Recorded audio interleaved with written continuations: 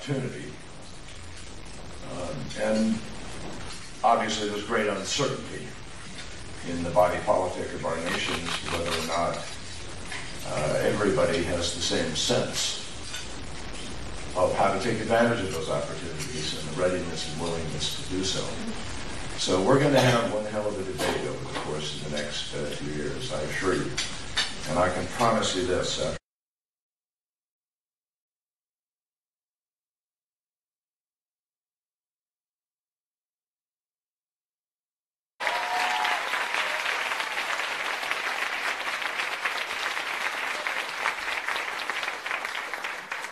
Back in the year 2000, when Secretary Madeleine Albright was nearing the end of her tenure in office, she spoke at this same event, and she pointed out that she was the first Secretary of State in history who was fully qualified to join this esteemed organization. Now, in the years since then, you've heard from Dr. Albright's successors, Condoleezza Rice, Hillary Clinton. So by 2013, when I was sworn in, I could only hope that my appointment would kindle a dream across this nation. That even a little boy might grow up to be able to be Secretary of State. And of course, you know that it wasn't always this way. Let's emphasize that. If you walk down the hallway from Mahogany Road outside my office, the office I'm privileged to borrow for these 4 years, and just an amazing job, one of the greatest jobs, I think, in public life. But if you went down that hall, you would see portrait after portrait of guys with whiskers. And in 1953, when Secretary Atchison left office, he began his farewell address with a salutation, "Gentlemen of the Department." And until the early 1970s, a woman foreign service officer had to literally choose between keeping her job and getting married because she wasn't allowed to do both. So for a long time, my friends, we were blind, but now we can see. Today, the President's National Security Advisor is a woman. So is our ambassador to the United Nations. Women fill one of the 2 deputy secretary jobs in the State Department. 2 of the 6 undersecretaries, 4 of the 6 undersecretaries are women, and 2 of the deputies are women. But you know as well as I do, this is about a lot more than just counting. It's not about counting. Equality and quality go hand in hand. And the numbers really improve automatically if you recruit, appoint, and promote the best without bigotry or the patronizing assumptions that stereotypes produce and have produced too often in our country. I was introduced to that battle by my wonderful mother, who was a crusader. I remember speaking on the Mall in 1971, the anti-war demonstration that drew 1 million people. And my mom actually climbed up a tree and to listen, believe it or not. And I think there was so much pot in the air that when she arrived at dinner,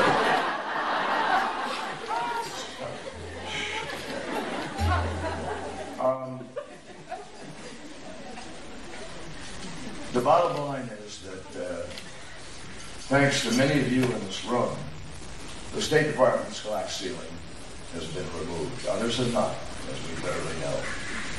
But it's up to us still to ensure that it doesn't come back, because nothing is certain.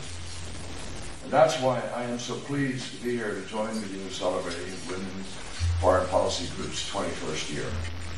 As an organization, you are now officially old enough to drink. And at least some of you may be saying to yourself, it couldn't have happened at a better time.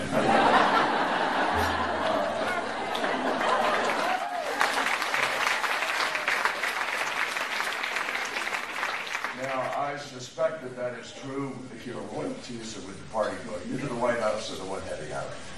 In our era, leading effectively and opposing responsibly are both very complicated, sobering propositions. And that gives us a lot to talk about here today.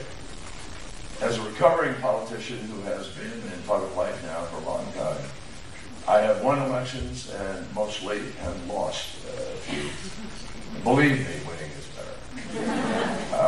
But the health of a democracy is not measured by the outcome of a particular ballot, believe it or not. It's whether everyone concerned is actually willing to respect the rights and the freedoms of other people.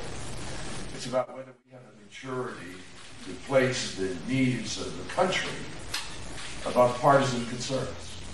Now, that sounds like pablum, but believe me, in this day and age, that is at the center of the debate when we look at what Congress does and doesn't do over these last years. It is a very different Congress than the one that I was privileged to be part of in the 1980s, 90s, and the early 2000s. Watch that transition take place.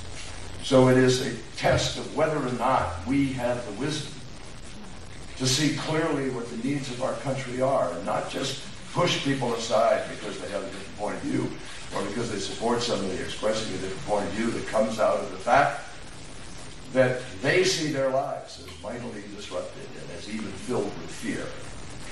And a lot of people on both sides of the aisle see their lives in America today as filled with fear. Not just in America, by the way. I see it all over the world. And we'll talk about that in a minute.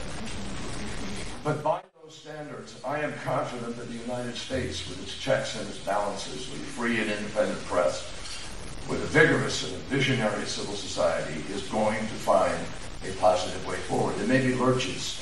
It may be sort of a roller coaster ride. But we have this capacity to renew ourselves in America. And I have great confidence in our ability to do that. Now, that is why at the State Department we are doing everything we can to help our incoming colleagues prepare for future challenges. And this is an imposing task for the simple reason that our world is a lot more complicated than it used to be. During the Cold War, when a lot of us grew up, I certainly did during that period of time, the globe was divided between the red, white, and blue and the just plain red on the other side. It was bipolar. Very simple. Them and us, east, west. I mean, it's really a time also when, because of economic development in the post-Marshall Plan, Cold War period, America was the only economic force, fundamentally. We could make decisions that were bad decisions and we could still win. That's not true today. A lot of other people share that economic power. A lot of other people feel stifled by some of the post-Cold War structure that they think favors certain countries over others. And we have to be sensitive to that. Diplomacy and public life are about not having a tin ear, being able to hear what other people say, what they see, seeing through their lens, not just ours. Back in that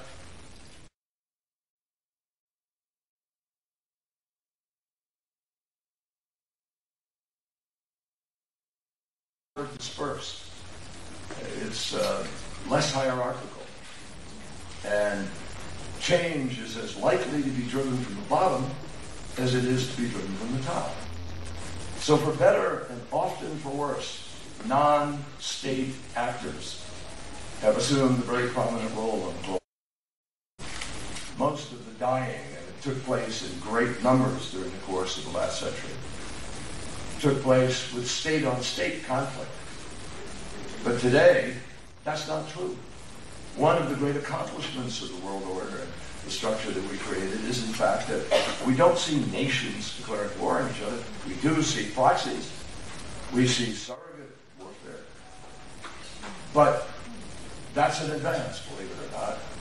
And it opens up the opportunity to be able to lead to greater stability if we can break through this sectarian, religious extremism, tribal, and in some cases, misled proxyism that is pulling people in the wrong direction.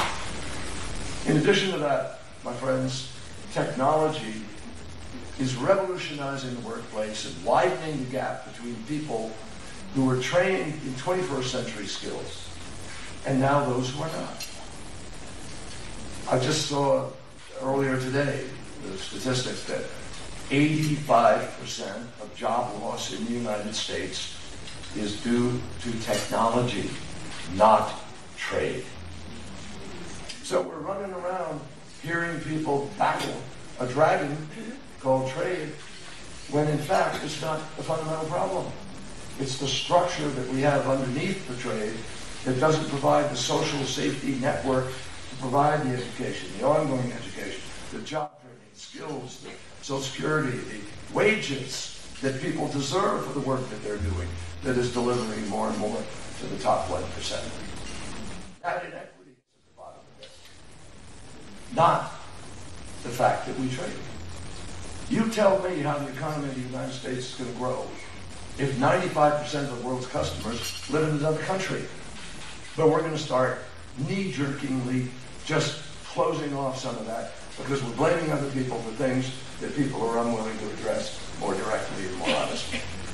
Here in the United States, we saw our nation attacked on 9/11, and our armed forces fight at great cost in Afghanistan and Iraq. $3 trillion.